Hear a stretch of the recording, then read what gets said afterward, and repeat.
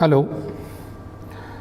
My dear students, myself BL Bambi. आज अपन भारत के भूगोल में सर्वप्रथम भारत के परिचय के बारे में अध्ययन करेंगे। भारत के परिचय में नामकरण के बारे में, स्थिति, क्षेत्रफल, अवस्थिति, अक्षांश स्थिति, देशांतर स्थिति और रेखा के बारे में आज अपन अध्ययन करेंगे। तो सबसे पहले नामकरण के बारे में चर्चा करते हैं। तो भारत के नामकरण में सबसे प्राचीन नाम में या पुराणों के रूप में भारत को जम्बू द्वीप के रूप में जाना जाता था। तत्पश्चात इसे आर्य लोगों के आगमन पर भारत को आर्यावर्त के नाम से भी जानते थे। इसके बाद भारत में सिंधु नदी प्रवाहित होने के कारण इसे हिंदुस्तान की संज्ञा भी दी जाती है। और वर्तमान के परिप्रेक्ष्य की अपन बात करते हैं तो भारत को भारत नाम और इंडिया नाम से संबोधित किया जाता है। दूसरा बिंदु, स्थिति के बारे में। भारत की स्थिति को स्पष्ट करने के लिए अपन को विश्व मैप में जाना पड़ेगा। ये आपके सामने संपूर्ण विश्व का मानचित्र दिखाई दे रहा है। ये रेखा भूमध्य रेखा और ये रेखा आपकी ग्रीनविच रेखा। इस दिशा को उत्तर दिशा, इसको दक्षिण, इसको पूर्व दिशा कहते हैं और इसको पश्चिम दिशा कहते हैं। मैप में अपना भारत सुस्पष्ट रूप से दिखाई दे रहा है पीले रंग में। स्थिति की बात करते हैं विश्व के अनुसार, तो भारत की स्थिति उत्तर पूर्व दिशा में स्थित है। ये देखें आप, उत्तर पूर्व। ग्लोब के अनुसार कहें या विश्व के मानचित्र के अनुसार भारत की स्थिति की बात करेंगे तो उत्तर पूर्व दिशा में भारत देश स्थित है।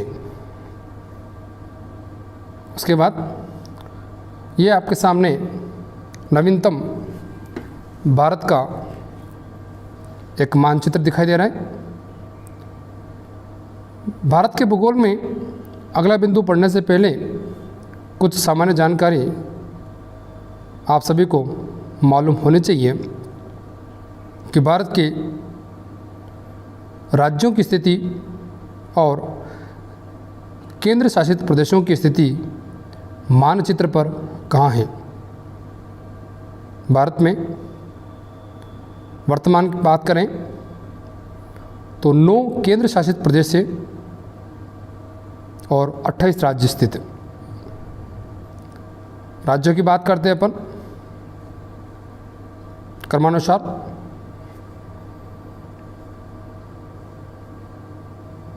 हिमाचल प्रदेश, पंजाब, राजस्थान, गुजरात, महाराष्ट्र, गोवा, कर्नाटक, केरला, तमिलनाडु, आंध्र प्रदेश, उड़ीसा, पश्चिम बंगाल, तेलंगाना, छत्तीसगढ़ प्रदेश, मध्य प्रदेश, यूपी, उत्तराखंड, हरियाणा, बिहार, झारखंड, सिक्किम, अरुणाचल प्रदेश, नागालैंड, मणिपुर, मिज़ोरम, त्रिपुरा, मेघालय और असम, ये प्रमुख राज्य। उसके बाद केंद्र शासित प्रदेशों की बात करते हैं तो वर्तमान में भारत के 9 केंद्र शासित प्रदेश हैं। अध्ययन करते हैं। सबसे पहला अंडमान निकोबार द्वीप समूह, दूसरा लक्षद्वीप, तीसरा पांडिचेरी, चौथा दादरा नगर हवेली, पांचवा दमन एंड दीव,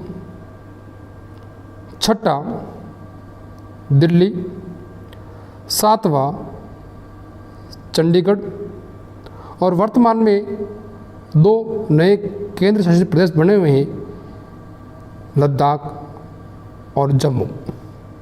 टोटल 9 केंद्र शासित प्रदेश भारत में स्थित हैं। अगला टॉपिक, भारत का क्षेत्रफल।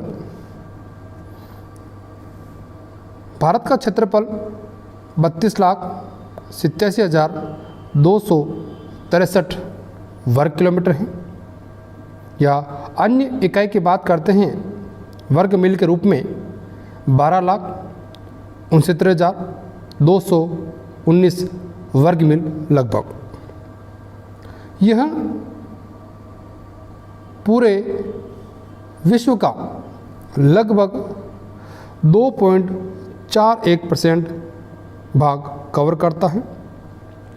क्षेत्रफल के अनुसार पूरे विश्व में भारत का 7वां स्थान है और संपूर्ण विश्व का भारत देश लगभग 1/40वां भाग कवर करता है।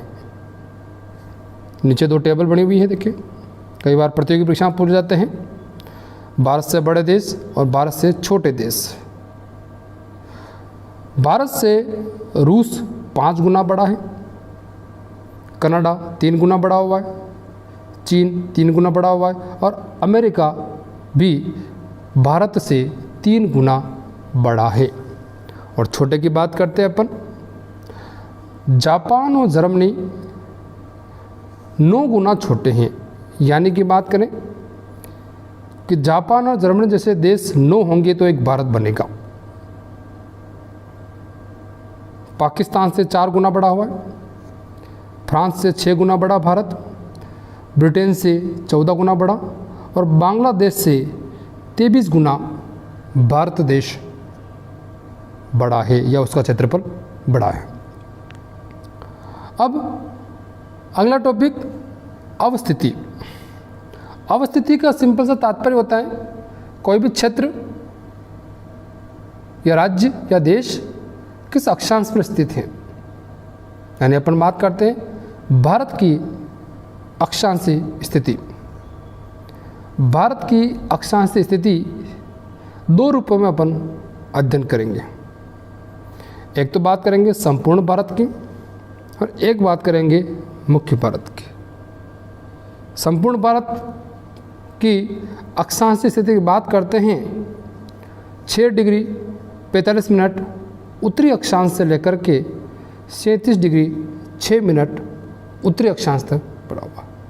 और मुख्य भूमि की बात करते हैं तो 8 डिग्री 4 मिनट से 37 डिग्री 6 मिनट उत्तरी अक्षांश तक फैला हुआ है। इसको एक मानचित्र के माध्यम से देख सकते हैं। देखें आप कि मैंने कहा पहले मुख्य भूमि की बात करते हैं अपन, तो मुख्य भूमि ये वाला क्षेत्र यानी कि तमिलनाडु वाला क्षेत्र और ये आपका वर्तमान में लद्दाख वाला क्षेत्र। इसके विस्तार की बात करें, स्थिति की बात कर रहे हैं 8 डिग्री 4 मिनट से 37 डिग्री 6 मिनट भारत के मुख्य भूमि की अक्षांश स्थिति। और दूसरी बात करते हैं अपन संपूर्ण भारत की अक्षांश स्थिति की बात करते हैं तो संपूर्ण में यहाँ पर एक अपना केंद्र शासित प्रदेश भी स्थित है, अंडमान निकोबार द्वीप समूह। तो अंडमान निकोबार द्वीप समूह की जो दक्षिणतम स्थिति है वो आपकी 6 डिग्री 45 मिनट और ऊपर वाले सेम है। तो संपूर्ण भारत की अक्षांश स्थिति की बात करते हैं 6 डिग्री 45 मिनट उत्तरी अक्षांश से लेकर के 37 डिग्री 6 मिनट उत्तरी अक्षांश तक फैला हुआ है। यहाँ पर एक और कन्फ्यूज़न हो रहा होगा आपको कि सर दोनों बार उत्तरी अक्षांश क्यों कह रहे हैं। उसको समझने के लिए अपन को पुनः भारत के मानचित्र पर विश्व के संदर्भ में जाना पड़ेगा कि यह आपका विश्व का मानचित्र, ये रही आपकी भूमध्य रेखा। इसके ऊपर वाले क्षेत्र को बोलते हैं उत्तरी गोलार्ध और नीचे वाले क्षेत्र को बोलते हैं दक्षिणी गोलार्ध। तो उत्तरी अक्षांश की बात करते हैं, ये जो आपकी आड़ी लाइनें बनी हुई है ये आपकी अक्षांश रेखाएं हैं। इसके अकॉर्डिंग बात कर रहे हैं तो भारत आपको स्पष्ट रूप से दिखाई दे रहा है, ये भूमध्य रेखा से उत्तरी गोलार्ध में ही है, कहीं दक्षिणी गोलार्ध में नहीं आ रहा है। इसलिए इसके अक्षांश स्थिति में दोनों तरफ उत्तरी गोलार्ध ही पढ़ा जाता है या लिखा जाता है।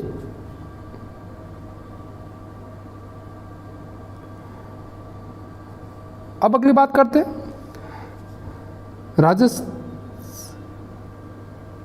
भारत के अक्षांश विस्तार की बात करते हैं। स्थिति अलग चीज़ है, विस्तार अलग चीज़ है। विस्तार में दोनों का अंतर निकाला जाता है, जैसे स्पष्ट दिखाई दे रहा है आपको 37 डिग्री 6 8, दोनों का अंतर निकाला अपन ने, लगभग 30 डिग्री आ रहा है आपका। तो भारत का अक्षांश विस्तार एग्जैक्ट की बात करते हैं 29 डिग्री 2 मिनट और अप्रोक्सीमेट की बात करते हैं तो लगभग 30 डिग्री माना जाता है। या यह भी कह सकते हैं इनडायरेक्ट रूप से कि भारत के मानचित्र से लगभग 30 अक्षांश रेखाएं गुजरती हैं। भारत के मानचित्र से 30 अक्षांश रेखाएं गुजरती हैं। ये देखें एक चित्र के माध्यम से, ये भारत का उत्तरी किनारा, ये दक्षिणी किनारा, मैप के साथ में समझते रहें साथ साथ। ये आपका उत्तरी किनारा, ये आपका दक्षिणी किनारा। उत्तरी किनारे पर वर्तमान में लद्दाख केंद्र शासित प्रदेश है और दक्षिण में तमिलनाडु। राज्यों की बात करते हैं, दक्षिणतम राज्य आपका तमिलनाडु और उत्तरतम लद्दाख केंद्र शासित प्रदेश है। ये मुख्य भूमि का विस्तार। और संपूर्ण भारत की बात करते हैं, उत्तर में लद्दाख केंद्र शासित प्रदेश रहेगा और दक्षिणतम की बात करते हैं तो अंडमान निकोबार द्वीप समूह आएगा। देखें आप, लद्दाख केंद्र शासित प्रदेश का एक क्षेत्र है इंद्राकोल, वह भारत का सबसे उत्तरी किनारा माना जाता है।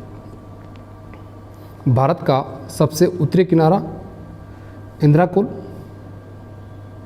जो लद्दाख केंद्र शासित प्रदेश में स्थित है, और भारत का दक्षिणी किनारा, शब्दों ध्यान दें, दक्षिणी किनारा वो तमिलनाडु राज्य में स्थित है। कई किताबों में लिखा कन्याकुमारी, कोई किताब में लिखा केप कॉर्न, दोनों सही है आपका। लेकिन ये था मुख्य भूमि के बारे में। अब अपन संपूर्ण भूमि की बात करते हैं। उत्तरतम लद्दाख केंद्र शासित प्रदेश, उसका किनारा इंद्राकोल, और दक्षिणतम बिंदु की बात करते हैं, वह अंडमान निकोबार द्वीप समूह का आता है, जिसमें इसका नाम आता है इंदिरा पॉइंट, या इसे पिग्मेलियन बिंदु भी कहते हैं, या पार्सन्स बिंदु के नाम से भी जाना जाता है, जिसकी अक्षांश स्थिति 6 डिग्री 45 मिनट उत्तर अक्षांश मानी जाती है। एक और चीज साथ में इसके और पढ़े, उत्तर से दक्षिण का विस्तार कितना है।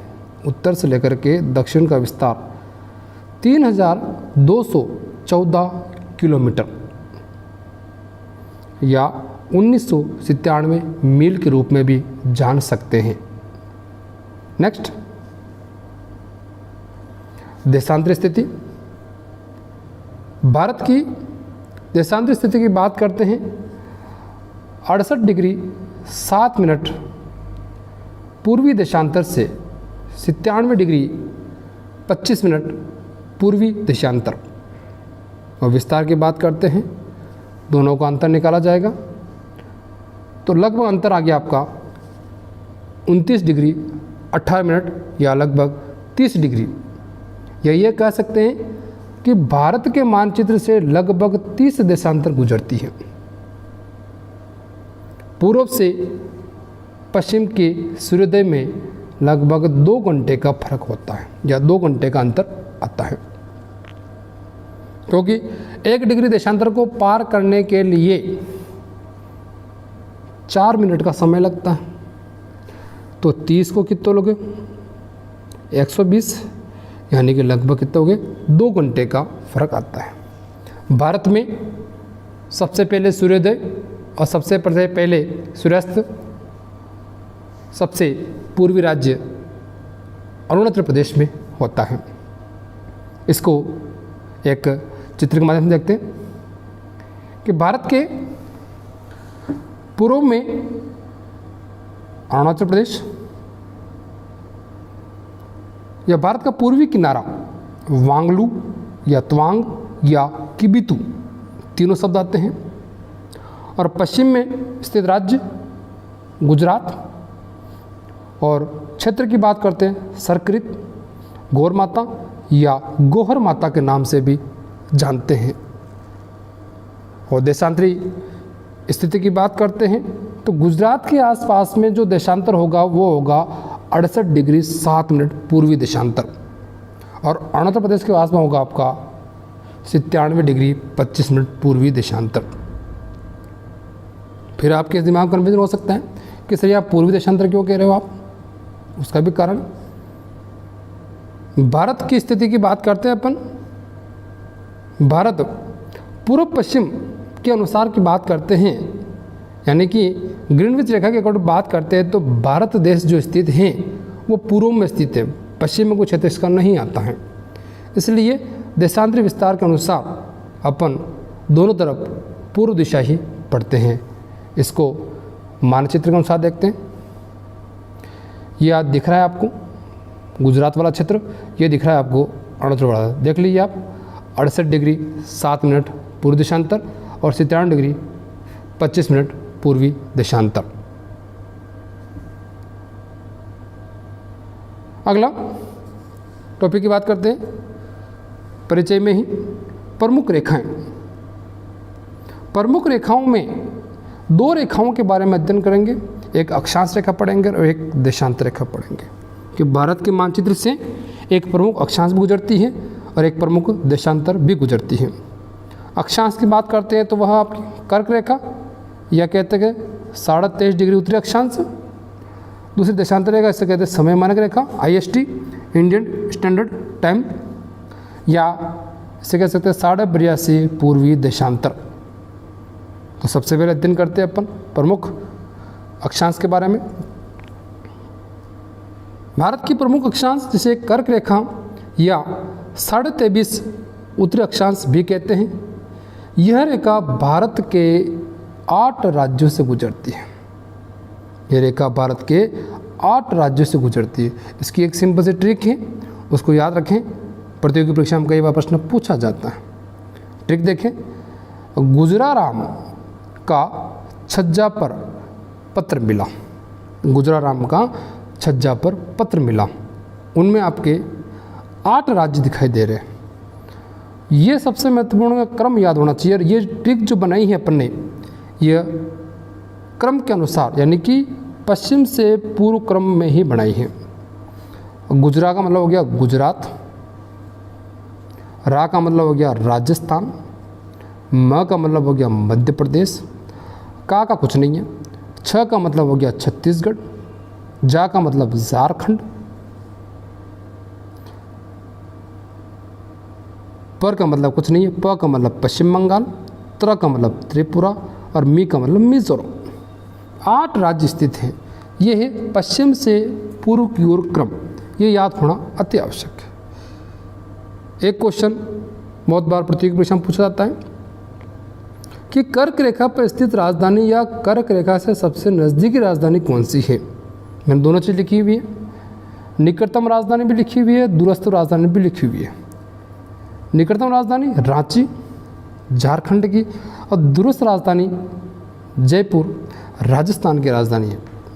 इस रूप में आपकी कर्क रेखा बनी हुई है। मैप के अकॉर्डिंग देखते हैं पर ये देखें आप, ये आपकी कर्क रेखा है।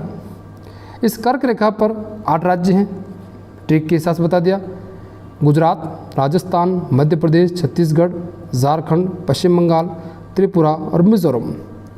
इन राज्यों में जो झारखंड की राजधानी है वह रांची सबसे नज़दीकी कर्क रेखा पर स्थित है और जयपुर सबसे दूरस्थ है आपके। अगला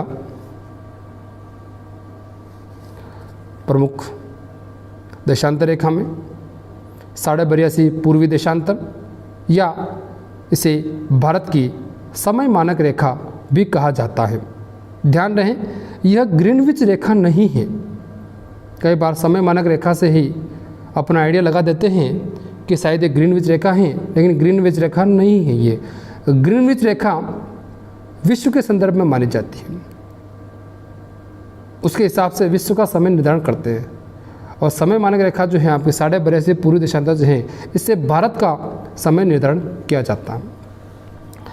यह रेखा भारत के 5 राज्यों से गुजरती है। उसका क्रम भी याद होना चाहिए, उत्तर से दक्षिण इस रूप में। सबसे ऊपर UP, MP, Chhattisgarh, Orissa, Andhra Pradesh. Same question जो कर्क रेखा में था कि 82.5 पूर्वी देशांतर या समय मानक रेखा पर स्थित राजधानी या नज़दीकी राजधानी या दूरस्थ राजधानी कौन सी है? निकटतम की बात करते हैं छत्तीसगढ़ की राजधानी रायपुर, और दूरस्थ की बात करते हैं एमपी की भोपाल। भारत की समय मानक रेखा उत्तर प्रदेश राज्य के मिर्जापुर क्षेत्र के इलाहाबाद के निकट नैनी से होकर गुजरती है और यह ग्रीनविच रेखा से 5.5 घंटा आगे है। ध्यान रखनी है, 5.5 घंटा आगे।